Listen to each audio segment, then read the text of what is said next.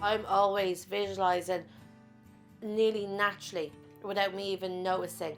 And even if it's not exactly, I have a good idea of what something will look like.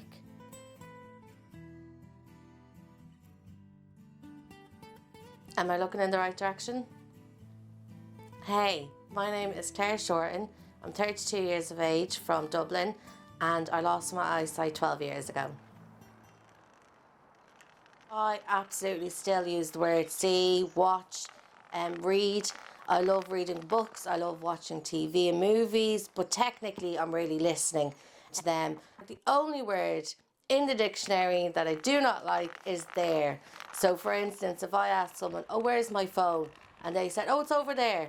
To me, that means nothing. So I'm like, you need to give me proper directions of exactly where it is. There was a good few things that you learn new. Basically, getting around, walking outside the door, what do I do then? Sometimes I would honestly walk outside my front door, start walking, and then I'd be like, uh-oh, I need my cane, I forgot I'm blind. But once I did feel very independent, and it was absolutely brilliant. Just being able to walk to my local shop was awesome. Never mind being able to hop on a bus and go really wherever I want.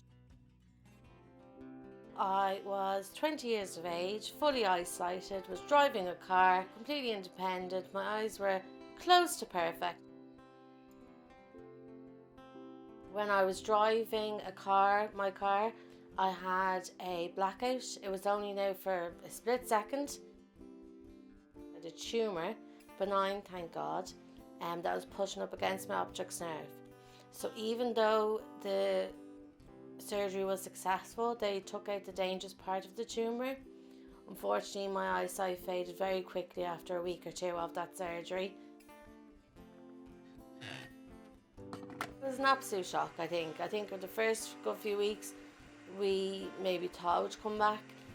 But I just had to sit down with my family and my friends a couple of different times and say, look, this is as my eyesight is now. If it gets better, if it gets worse, I'll let you know.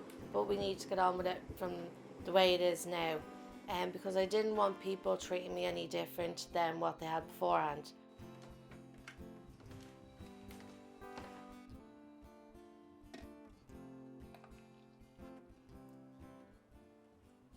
I remember telling my friends, how am I going to be a boy?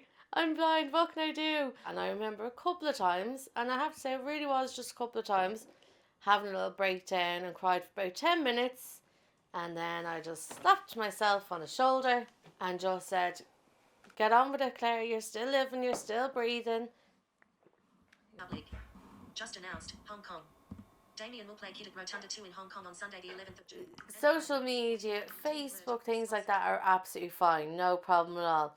But I remember just when I lost my eyesight, Snapchat was coming out, and then following up after that, Instagram.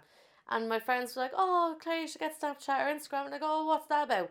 Oh, it's just like loading up loads of photos and, commenting on photos, and go, well, can't be doing that.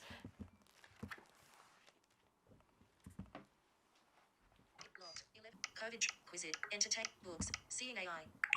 Double tap to open. Technology for a lot of blind and vision impaired people is essential in their lives.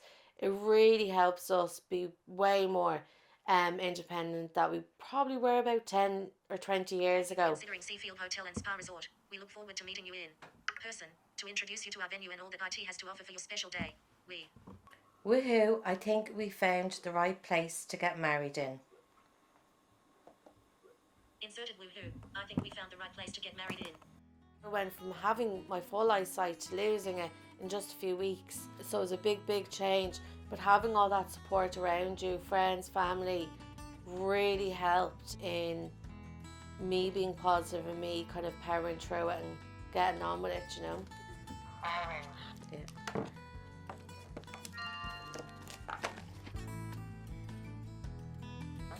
There's your angel wings. If you have that can-do attitude, if you stay positive, if you don't let anyone around you or society take you down, then you can live as independently as possible. Now, by that I mean in your own situation.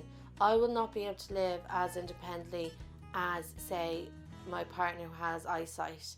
but I can thrive to live as independently as I can.